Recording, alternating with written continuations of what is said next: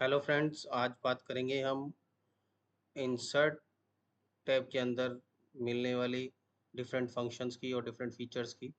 तो आज सबसे पहले हम शुरू करेंगे टेबल ब्लॉक के अंदर आने वाले पाइवट टेबल की। तो कैसे हम पाइवट टेबल को यूज़ करते हैं और किस तरह से पाइवट टेबल का हम सही यूज़ और सही उपयोग कर सकते हैं।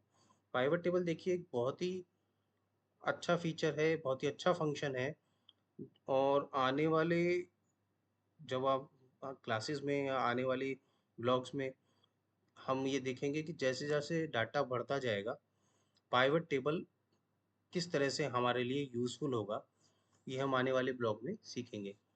तो अभी के लिए हम देख रहे हैं कि पाइवट टेबल का बेसिक यूज़ क्या है, पाइवट टेबल करता क्या है। तो पाइवट टेबल के लिए देखिए मैंने एक डाटा बनाया हुआ है। इसमें सेल्स पर्सन है मेरे पास, उनकी सिटीज़ हैं, उनकी कैटेगरी हैं कि किस कैटेगरी के आइटम्स वो सेल कर रहे हैं और उनकी क्या सेल्स वैल्यू है। तो ये चार ये डायमेंशन है। इस बेस पे ये डाटा बना हुआ है। अब मैं इसको सेलेक्ट करता हूँ और इसको सेलेक्ट करने के बाद मैं ऑप्शन यूज़ करता हूँ pivot table from table oblique range. मैंने जैसे ही ये क्लिक किया, यहाँ पे एक पॉपअप शुरू मुझे शो हुआ। उसमें टेबल रेंज वो पूरी सेलेक्ट हो गई है ऑटोमेटिकली। जितनी मैंने सेलेक्ट करके जैसे ही मैंने पाइवट टेबल रेंज किया, वो ऑटोमेटिकली उसमें आ गया। अब मेरे पास ऑप्शन क्या दिखाता है कि मैं कहाँ पाइवट टेबल को प्लेस करना चाहता हूँ। Choose where you want the pivot table to be placed. मेरे पास दो ऑप्शन रहते हैं। या तो मैं एग्जिस्टिंग वर्कशीट यानी कि जिसमें मैं काम कर रहा हूँ, मैं यहाँ पे प्लेस कर लूँ पाइवट टेबल को, या मैं एक नई वर्कशीट ओपन करूँ और वहाँ पर पाइवट टेबल को प्लेस कर सकूँ। तो न्यू वर्कशीट में पाइवट टेबल प्लेस करना ज़्यादा कन्वीनियंट रहता है। उसका रीज़न है कि एग्जिस्टिंग वर्कशीट में पाइवट टेबल बनाएंगे तो वो डाटा एक जैसा डाटा होता है। डंप जो हमारा मेन डाटा है वो भी वैसा ही रहेगा और पाइवट टेबल में भी वही डाटा रहेगा। तो थोड़ा मिक्स सा हो जाता है, उससे कन्फ्यूज़न होने के चांसेस रहते हैं। तो हम जहाँ तक कोशिश होगी हम होती है हम या आगे भी होगी, तो हम कोशिश करेंगे कि न्यू वर्कशीट पे हम पाइवट टेबल को बनाएं। तो न्यू वर्कशीट मैंने क्लिक कर लिया है, सेलेक्ट कर लिया है, और मैं जैसे ही ओके क्लिक करता हूँ तो एक न्यू वर्कशीट ओपन हो जाती है, देखिए। और ये पाइवट टेबल के फील्ड मुझे दिखने लगे हैं राइट हैंड साइड में। ये देखिए, तो ये मेरे डाटा के फील्ड है। देखिए जो जो मेरे हेडर थे वो यहाँ फील्ड आ गए हैं और मेरे पास चार एरिया ओपन हो गए हैं। पाइवट टेबल में चार एरिया होते हैं। उन चार एरियाज में मैं अपने डाटा फील्ड्स को सेट कर सकता हूँ बेस्ड ऑन माय रिक्वायरमेंट्स। मेरी जिस तरह की ज़रूरत है, डाटा को मैं जिस तरह शो करना चाहता हूँ, प्रेजेंट करना चाहता हूँ, उस तरह मैं अपने फील्ड्स को ड्रैग करके इन चारों एरियाज में सेट कर सकता हूँ, ला सकता हूँ। तो देखिए मैं चाहता हूँ या मेरे को रिक्वायरमेंट आई है कि मैं कैटेगरी वाइज सेल्स वैल्यू दिखाना है मेरे को। तो मैं पहले कैटेगरी को यहाँ से राइट क्लिक करके ड्रैग करूँगा और यहाँ पे ले जाऊँगा। तो देखिए मेरे पास यहाँ कैटेगरी आ गई, पांचों कैटेगरी मेरे को दिखने लगी। अब मैं क्या करूँगा, सेल्स वैल्यू को ड्रैग करके यहाँ वैल्यूज़ में ले जाऊँगा।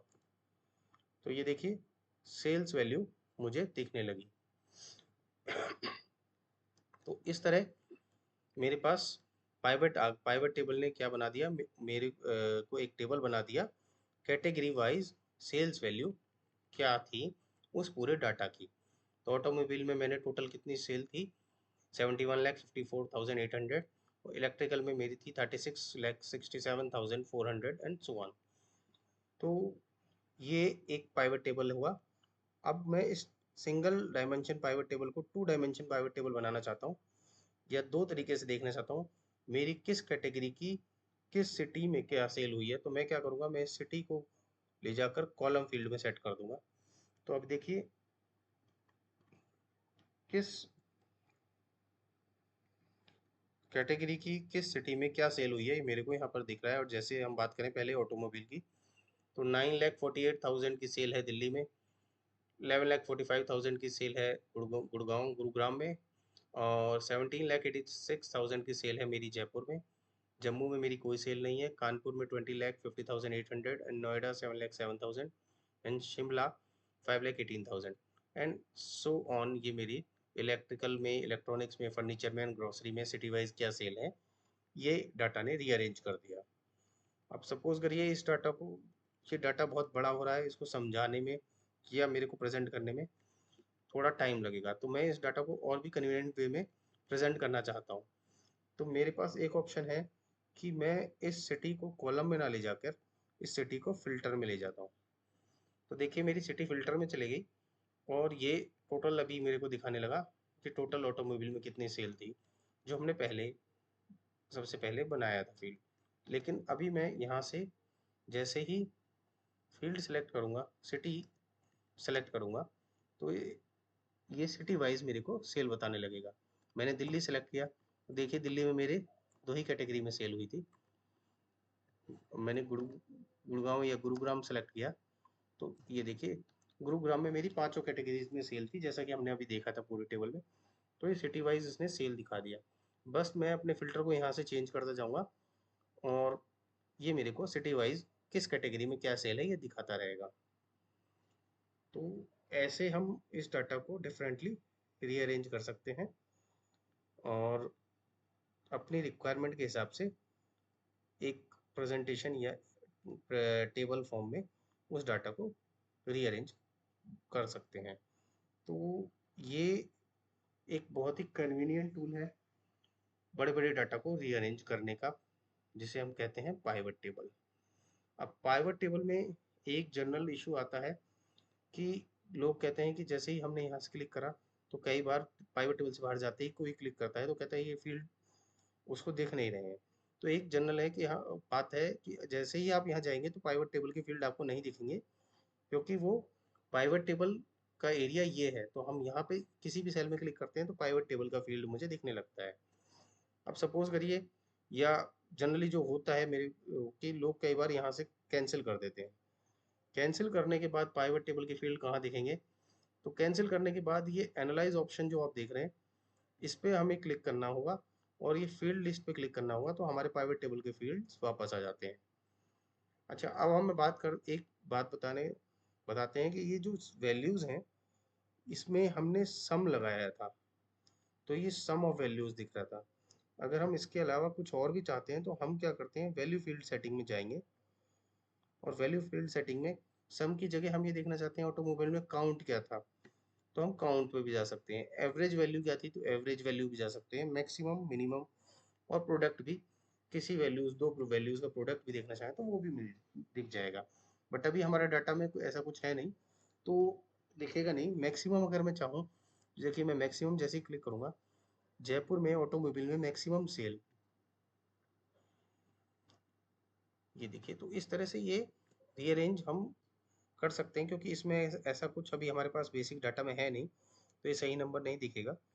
बट हम यहाँ पर जाकर वैल्यू फील्ड सेटिंग सेलेक्ट करके उसके sum, count, average, max, minimum, product, based on the data base, data क्या है मेरे पास, डाटा का बेस क्या है, मैं उसको चेंज कर सकता हूँ। फर्दर इसके बारे में हम एक बार बात करेंगे जब हम एडवांस एक्सेल में इसको फिर से सीखेंगे या फिर से करेंगे।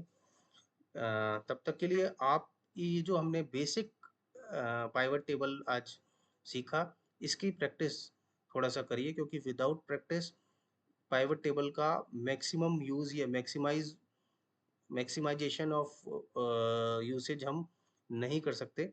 हमें उसके लिए करनी होगी सेल्फ प्रैक्टिस। तो आप प्रैक्टिस करते रहिए पाइवट टेबल की और कोशिश करिए कि अपने जिस डाटा में आप पाइवट टेबल यूज़ कर सकें वहाँ पर यूज़ करें।